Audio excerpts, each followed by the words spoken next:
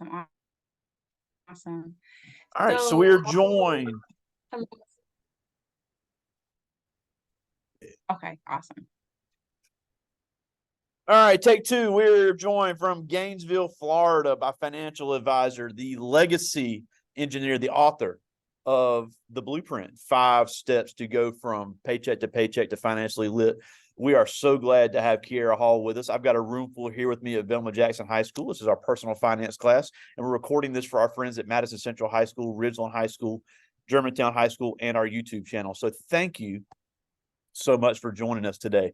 Now, before we get into all the financial principles, just tell us a little bit about your background and how you got into this, and what exactly it is you do as you call a legacy engineer.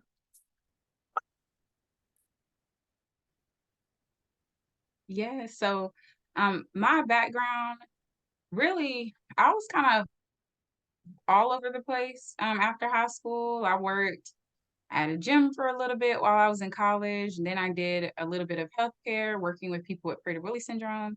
And then I planted my flag somewhat at a in the apartment industry. And I worked in that industry in Gainesville. Then that job took me to Tampa. And then things totally shifted after me and my husband decided we wanted to have a baby. So we had our first child, and at that point, I decided that I'd rather stay home than work. And I became a stay-at-home mom. Now I have 4 children, ages 6, 4, and 2. 8, 6, 4, and 2. And while being a stay-at-home mom, after about maybe 4 or 5 years of being a stay-at-home mom, I wanted to do something, but I didn't want to go to a traditional job where I'd have to kind of like put my kids in daycare and then be at work 9 to 5.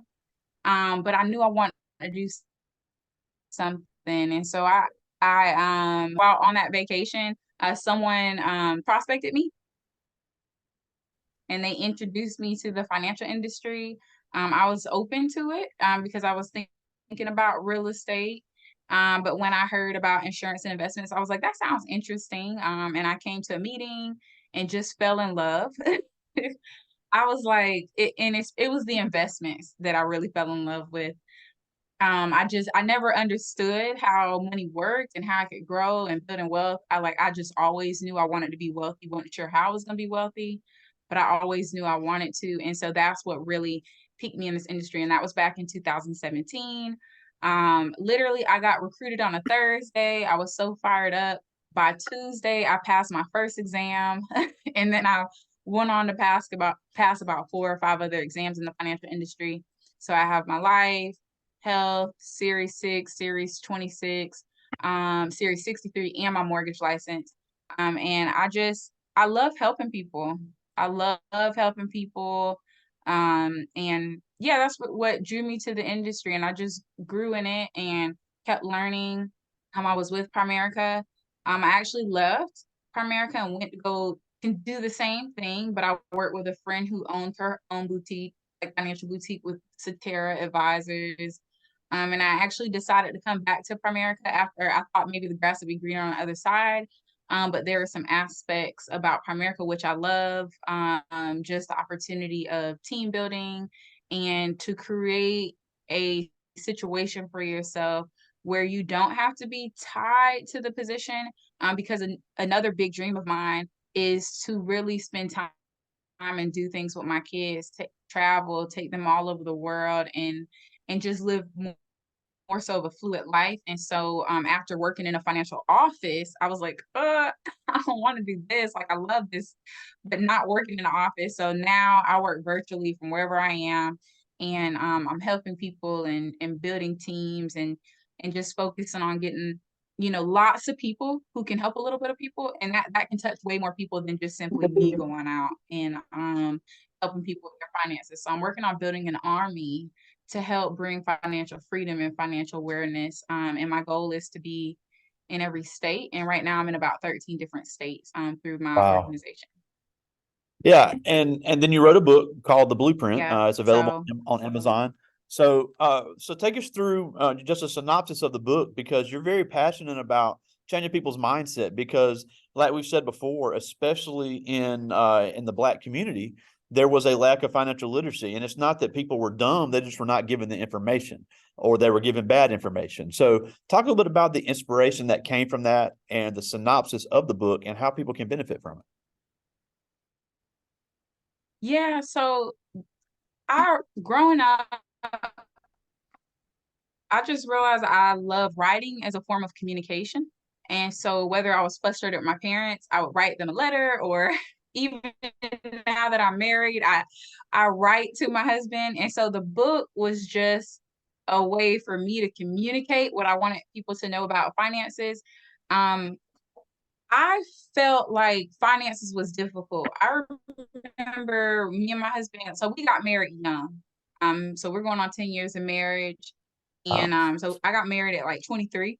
And I remember we were like trying to figure out how to do the right things financially, but there it wasn't really clear where to go. And I remember going to our bank and asking our bank what we should do, like we wanted to invest. I remember, and they suggested a CD. And now I look back, I'm like, what in the world? It set me up for failure. And then to invest in the CD, you needed like a minimum of 500 and 1,000, and I didn't have that either. So I just kind of like walked away from that situation with nothing. And so in my book, really the biggest thing I would say about it is I go through a story, I share some of the revelations that I had, and just some of the ways that I experienced getting ripped off financially, not understanding things financially. And it's a really short read, like it's 30 minutes. And in the back of the book, which is my favorite part, is I literally organized a checklist of what you should do to build a strong financial house in order from most important. So like the first thing on the list is the first thing that you need to check off and get done. So that's like my favorite thing about the book, that you literally can open it up and say, okay, what's the first step? What should I do? And then boom, it just organizes it. And then through the book, it gives explanations on which products to avoid and why, and just understanding like just basic financial principles that if anybody takes, you can build wealth and win off those principles. So that's all the book is, just like a quick little recap. Honestly, the book is what I do for people every day. So it's just putting it in writing, that process and that plan of me just educating people and showing them how to build a strong financial house from the bottom up. But I just put it in writing and just shared a little bit of my Wow. story and kind of what I've experienced. Yeah, and we talk about people not being given the information. Like we said before we started recording, I've got a lot of seniors here with me now. And I'll be the first person to tell them, look, I know when you're 17, 18 years old, you're worried about other stuff. You're like, I'm still in high school, I'm still having fun, but not starting to have at least some grasp of these principles and some sort of investment of something is going to be detrimental to you and your family down the line. I'm not even a financial expert. And I know that if you don't start saving for retirement at 18, or some sort of investment, you're going to be working until you're 80. And this is a hard working community, but at the end of the day, a body can only take so much. And I think it's important because, you see these Yeah. online trends about they need to lower the retirement age. I'm like, retirement's it's not about an age. It's about having money at a certain age where you can Right. retire. So talk a little bit about that, because one thing I've always said, especially if you have a job and they are offering to match a minimum amount of a retirement account, you're absolutely outside of your mind if you don't put the maximum that a company would match in there. Right. Right. That I is it okay if I share my screen? Like, would they be able Yeah. to see that? Yeah, go ahead. Yeah. Okay. I want to share like a very relevant example to you all that I prepared. So if you are investing in a Roth IRA, or like even like a 401k at your job, like let's say they match and you put in $270.50 a month, and they put in 270.50. So that's a total of 541 a month, or you're investing in a Roth IRA. from ages 18 to 50. If you start at 18 and you do that and you just get in that habit and you make that commitment, you will have $1.5 million by the time you're 50. So y'all see, I didn't even take that to like your traditional retirement age. So you have Wow. 1.5 million. But what if you waited just a year? What if you say, oh, well, I'll wait till I'm 19. You know, I'm gonna have some fun, figure some stuff out. If you waited till you were 19, that means you did not put away 6,492, right? Because that's Wow. 541 a month. That's 6,492 in a year. But that $6,492 will cost you $150,000. So Wow. instead of having 1.5 million by 50, you have 1.3 million. What if you waited just 2 years? It costs 12,000 costs 286,000. What if you Wow. waited 12 years to age 30? What if you waited close to my age? I didn't learn this stuff until I was like 28. That's when I started. And so what if you waited closer to my age? Well, 77,000. So those 12 years just being consistent, you would have put away 77,000. But that 77,000, if you did not put that away, it would cost you 1.1 million.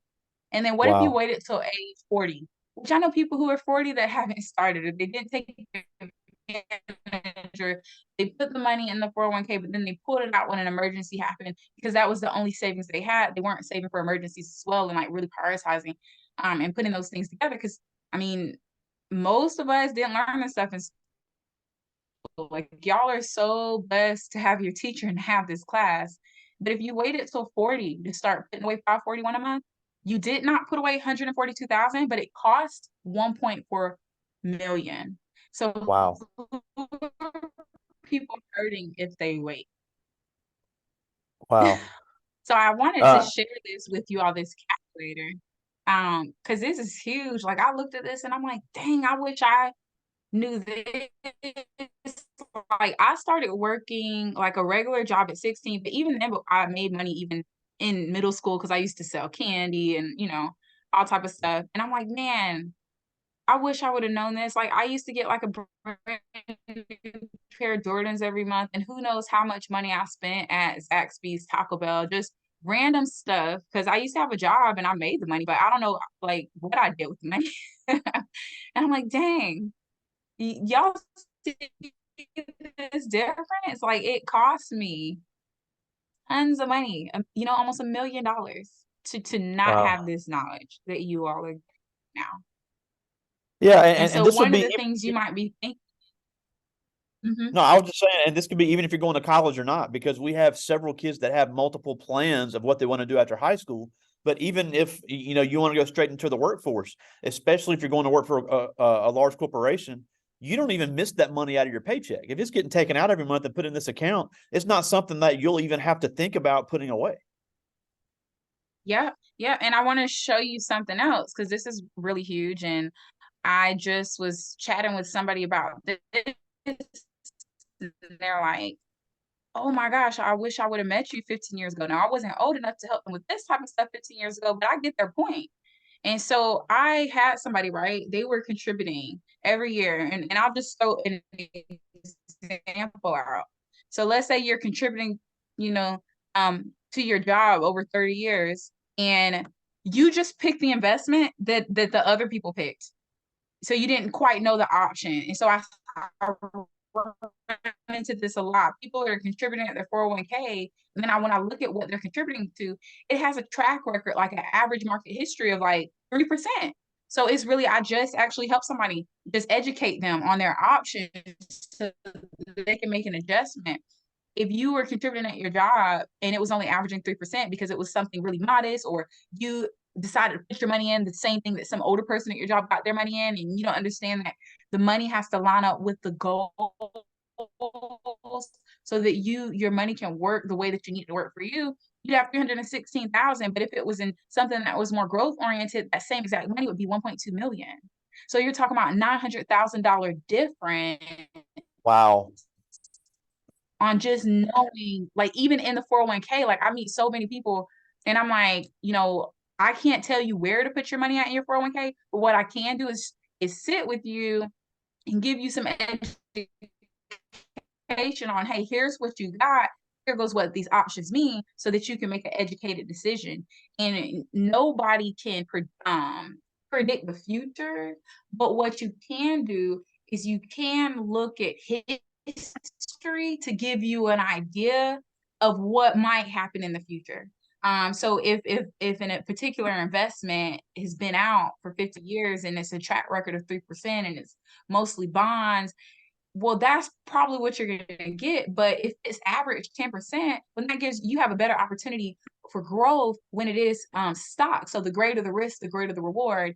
And investing in, good, strong value stocks, that's not like super volatile. Like if you were doing like a forex or cryptocurrency or different things like that, it is something that has track record and history. And so that's something that's so important. And I know when I used to work on my job before I started my business, I didn't know what I was investing in. I just picked some, I don't know what it was. And so I meet people, they're getting close to retirement age, and there's $900,000 difference. It's like, oh my gosh. Oh my gosh. So you want to make sure that you get in the right place too and understand your options, and they'll talk to you. If you know what to ask for, if your goal is for your money to grow, you can ask to speak. Oh, my crutch dropped. I hurt my knee, so I got a crutch. But you can ask at that job to say, hey, can I talk to one of the advisors or the specialists and tell them, hey, my goal is that my money grows over time.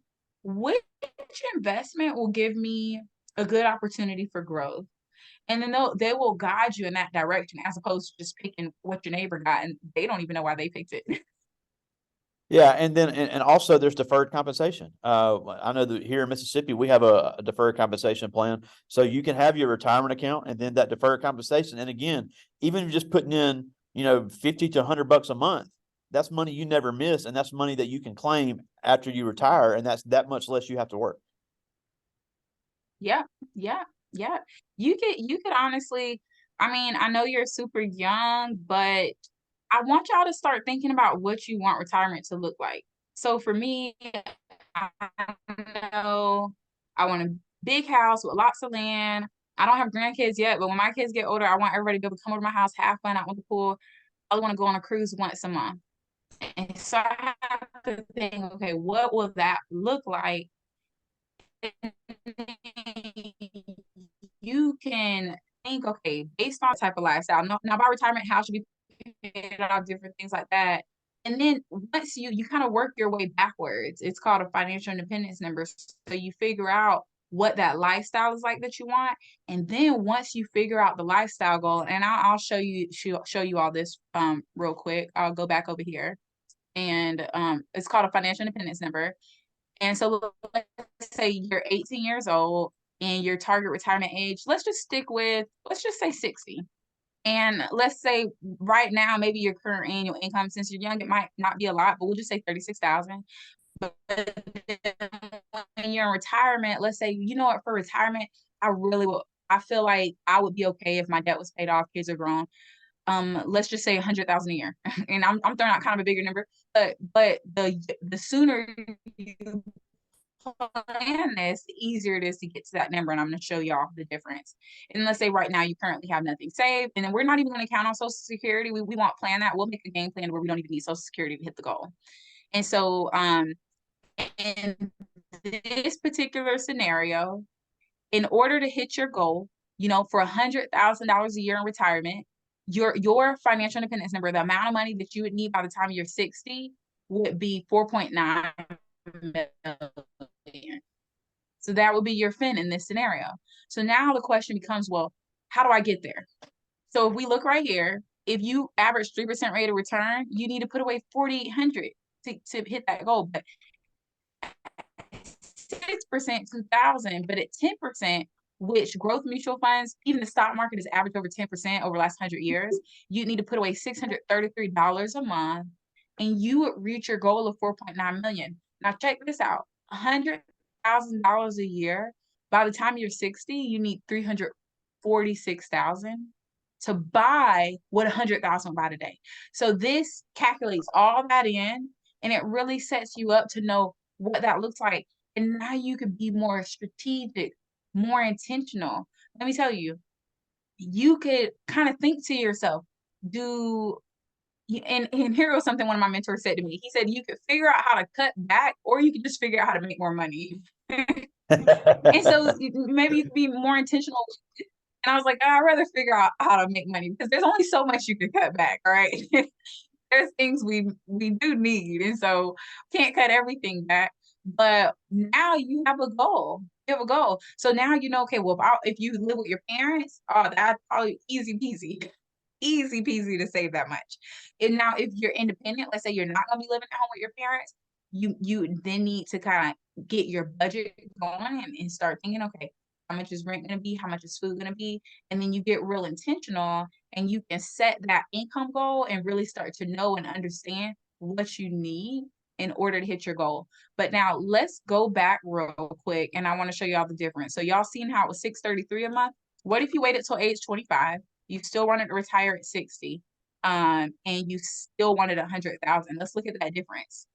If you start now, 633 a month, but if you wait till you're 25, you're gonna need to put away 1,050 a month to hit the same goal instead of 633. And so, Wow. and maybe somebody might make that decision and say, well, you know what, right now I'm just focusing on school. I'm not working. But now I know I'm gonna be really intentional that by the time I finish with school, I'm gonna go ahead and get this started. Or even better, I always tell my clients, oatmeal is better than no meal. So maybe you can't do what you desire right now, but maybe you could do $25 a month, or you could do $50 a month. And that is gonna be a good start just to get some stuff flowing and going for you so that you be in that right vein of building wealth for your family. Yeah, and it really is. And I know it's And I tough for have teenagers. No, what were you asking? hmm I was about to say I have a cool little like 4-page presentation as well that I was gonna share, and it's super short and quick, but there was something in it that I fell in love with and I thought y'all might think is super cool. Sure. So I wanted to share a page on it with you all. Sure, go ahead. All right, so let me go ahead and hit share. I won't go over the like every page and all the details, but I don't want to bore y'all. But I want to show this one page because it's so cool. Let me skip to it. So it talks about investing in a Roth IRA. That's tax-free money. There's amazing benefits to it. It's bomb.com. But this is the page that I wanted to show y'all. So look at this. If you invested $541 per month for 30 years, and it accumulated 935,000, and you just withdrew 5% a year over the next 30 years. So you put in 194,000. It grew to 935,000. You pulled out, you took out 2.08 million for the next 9 million. This is what fired me up. I was like, what? How? And it's just compounding interest. And so your money is working. That's where you really get yourself in a place of freedom, and getting there sooner, the sooner the better. Wow. And it's not, for me, it's not necessarily that I want to retire. I don't, because I love serving people. But for me, I want to be work optional. I want to work because I want to, not because I have to. And Yeah. the sooner you get your assets to a place to where and that's what you call financial freedom or financial independence. And I think that should be a goal of yours, that you should start thinking about financial independence. What does it take for me to get financially independent?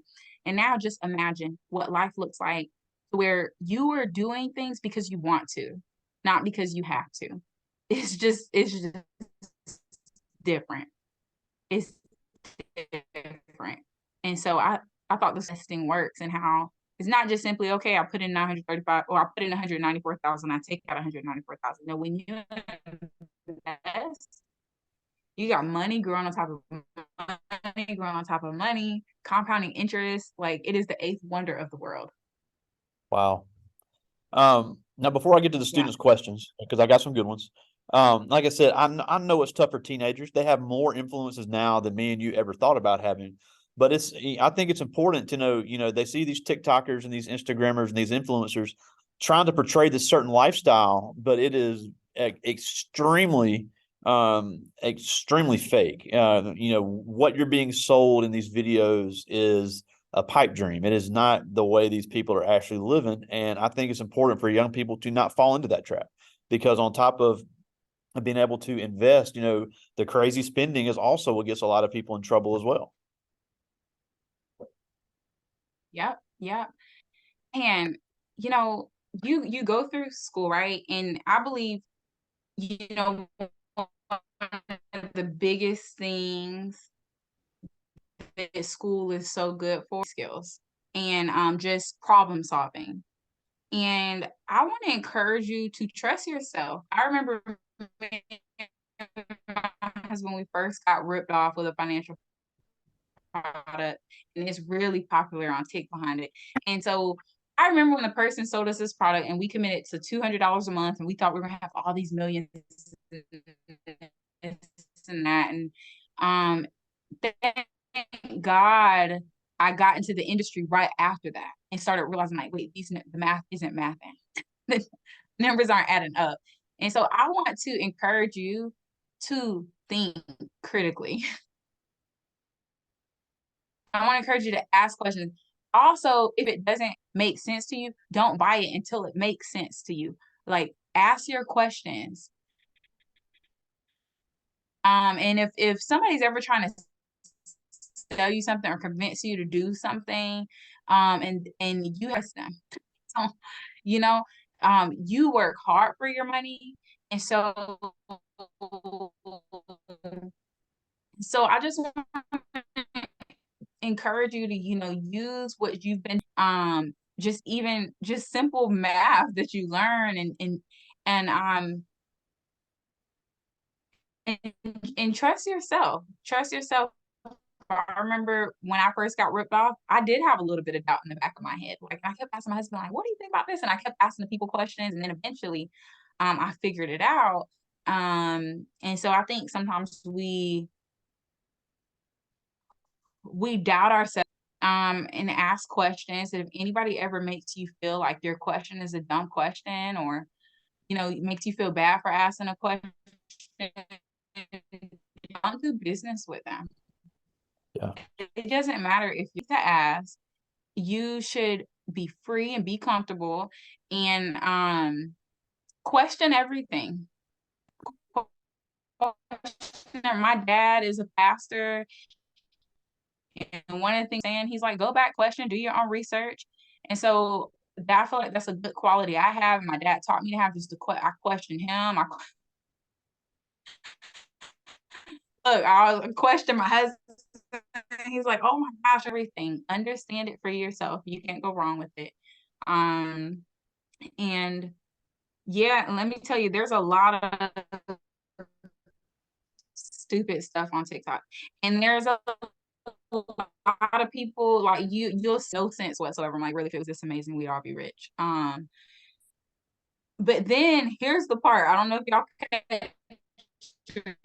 see these parts. The same stuff is being marketed. There's big lawsuits. There's famous people getting charged like millions of dollars in fines for promoting certain things. And then there's some of these influencers that are being sued and fined. There's people who are losing their life savings. You know, I want to let you know you can become wealthy. But it's gonna take grit, it's gonna take discipline, it's gonna take consistency. There's so many ways that you can build wealth. If you want to be a business owner, you can. I mean, we have YouTube, we can YouTube University where we can research things, and we have so many resources. But yeah, beware. There are a lot of salespeople selling products and just really predatory, and they take advantage of people who are desperate and people who are like, oh my gosh, I need money. And when you're desperate, a lot of times you don't think straight about stuff. And so beware, slow down. I'm a testament to it. Before me and my husband got this financial education, we have done quick schemes, going to seminars, hoping that stuff would work for us and putting our money in. And so I'm not telling this to you from a place of like, I'm super skeptical and don't trust nothing. I'm telling you this from a place of I'm actually super hopeful and tried some stuff that I hope will work and it didn't work. And I've learned that when other people try to make me feel stupid or cause with the financial decisions I make, you have to live with the decision you make. And so you do your due diligence. And you know, if you might see this, I have it in my family. Older people who are on a fixed income and they are struggling financially, just struggling. Social Security is not enough. Physically, they can't. Uh,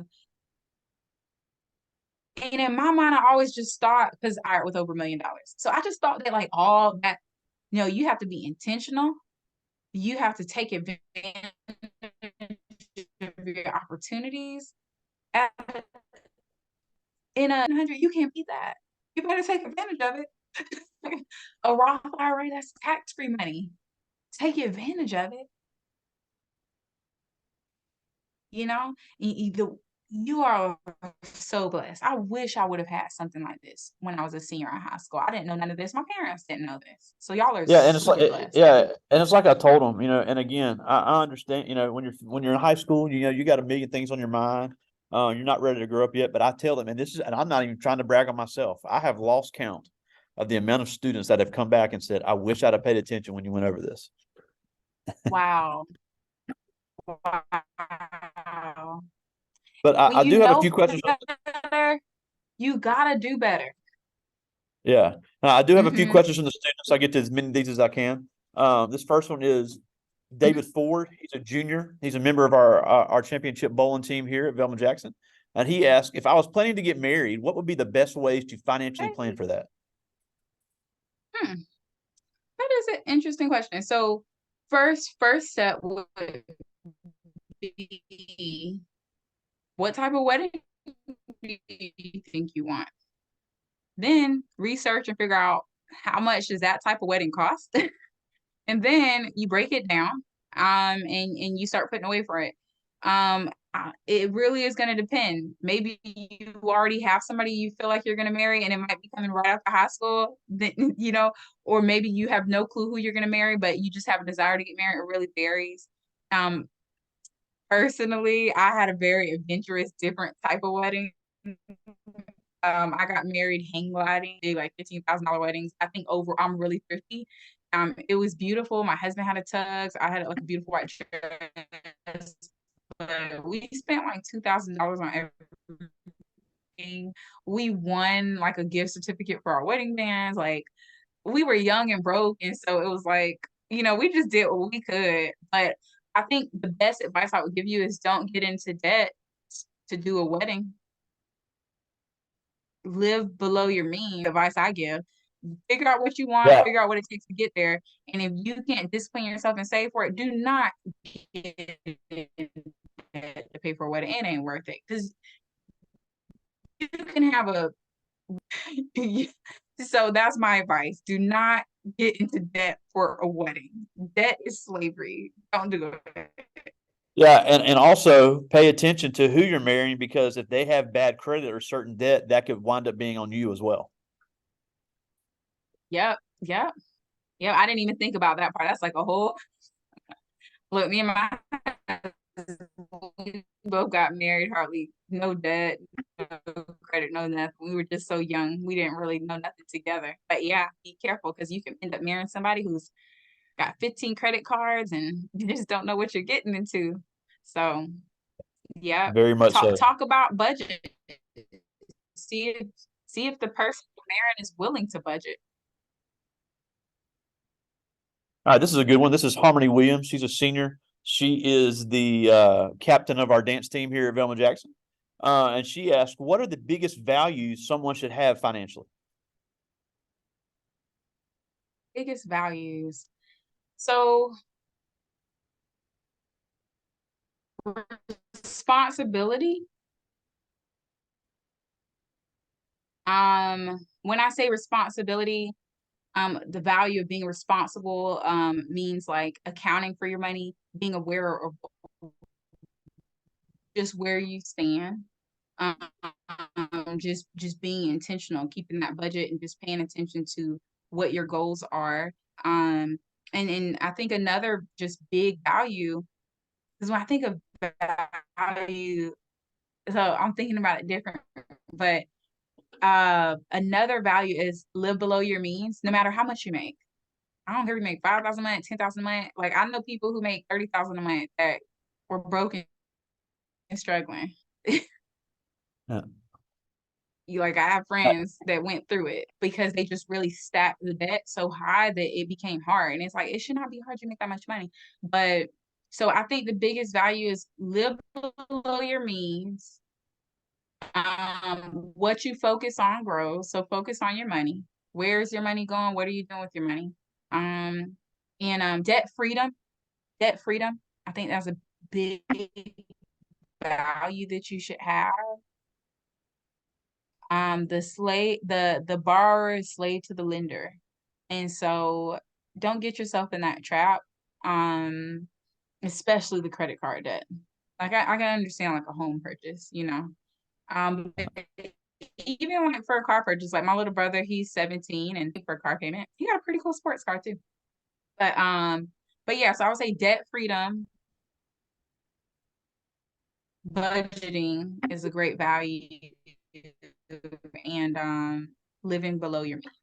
And you do that by keeping Absolutely. All right, your we got time for responsibility. one more.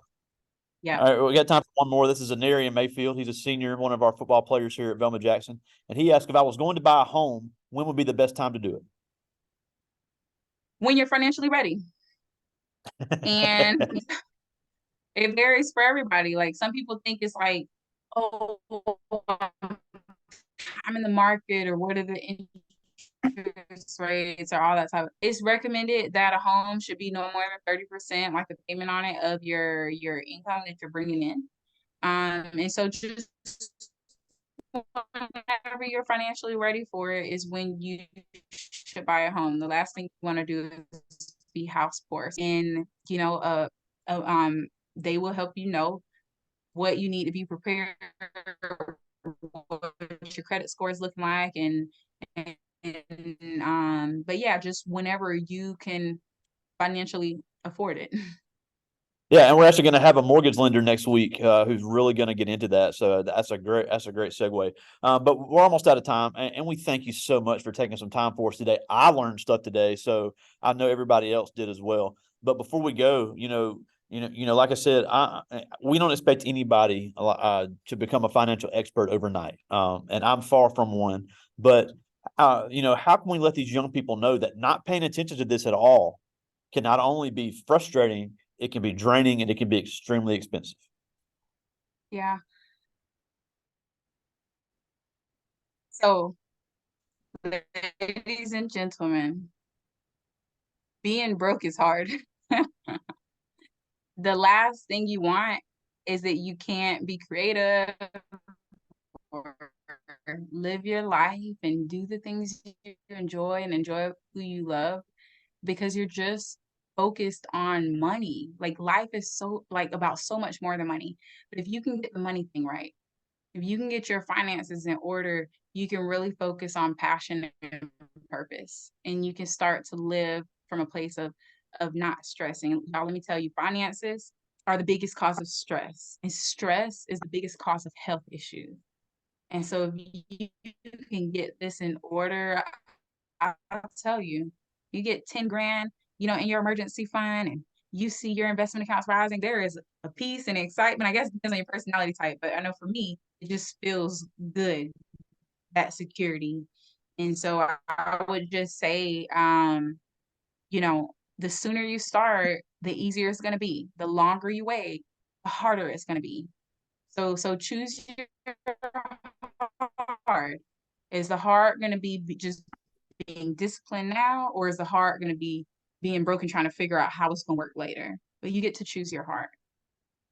Absolutely. Well, we thank you so much for joining us. And your book, The Blueprint, is available on Amazon everywhere books are sold. And check it out. 5 steps to go from paycheck to paycheck to being financially lit. Kiara Hall, all the way from Gainesville, Florida. Thank you so much for joining us today. My pleasure. My pleasure. Take care. All right. All right. Thank you. Talk to you soon, friend. Bye bye.